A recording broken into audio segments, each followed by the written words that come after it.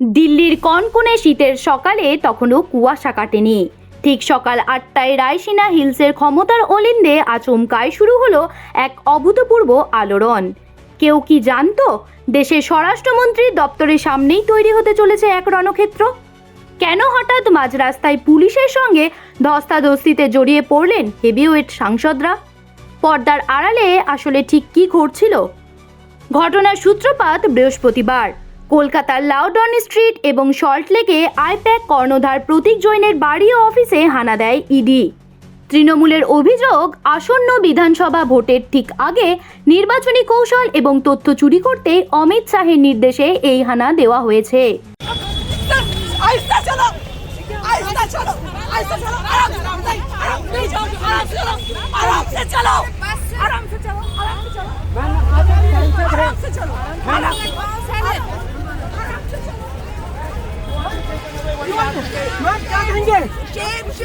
अमित शाह हाय हाय को लुटेरा डकैती करके हमारा इंफॉर्मेशन ले रहा है। আর এই ইডি অভিযানের প্রতিবাদেই শুক্রবার রণক্ষেত্রের চেহারা নিল দেশের রাজধানী দিল্লি। সকাল ৮টা বাজতেই স্বরাষ্ট্র মন্ত্রকের সামনে প্ল্যাকার্ড হাতে বসে পড়লেন তৃণমূলের ৮ জন সাংসদ। ডেরেক ওব্রায়েন, মহুয়া মৈত্র, শতাব্দী রায় থেকে শুরু করে সাকেত কোখলে, প্রত্যেকের হাতে ছিল কড়া slogan.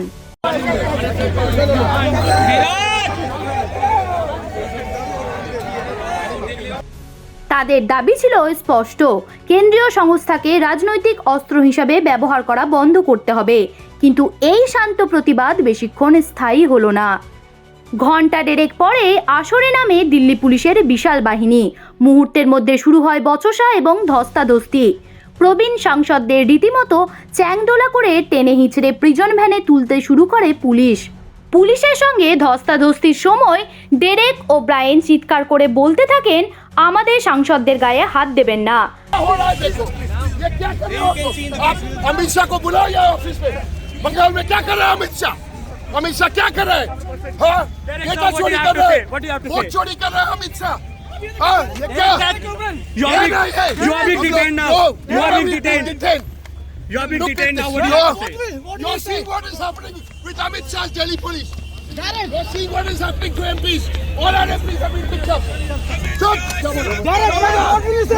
What will you say?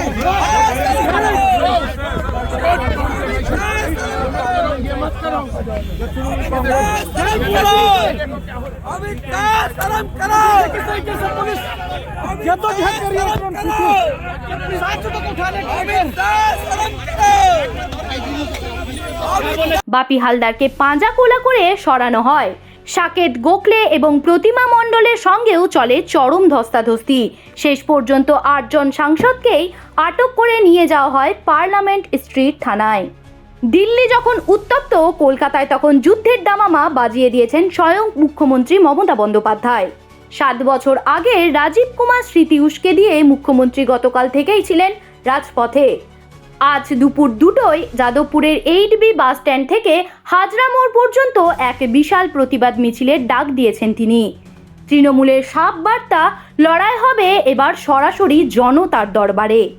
একদিকে ইডির সাঁড়াশি অভিযান, অন্যদিকে দিল্লির রাজপথে তৃণমূল সাংসদদের আটক হওয়া। সব মিলিয়ে এই মুহূর্তে দেশের রাজনীতি এখন চরম তুঙ্গে। বিজেপি যখন একে তদন্তের স্বাভাবিক প্রক্রিয়া বলছেন, তৃণমূল তখন দেখছে চক্রান্তের ছায়া। এখন দেখার বিষয়, প্রতীক জৈনের বাড়ির এই তল্লাশি শেষ পর্যন্ত বাংলার রাজনৈতিক সমীকরণকে কোন দিকে নিয়ে যায়। লড়াই কি আরও বাড়বে, নাকি আইনি পথেই মিলবে এর সমাধান? নজর থাকবে আমাদের পরবর্তী প্রতিটি পদক্ষেপে।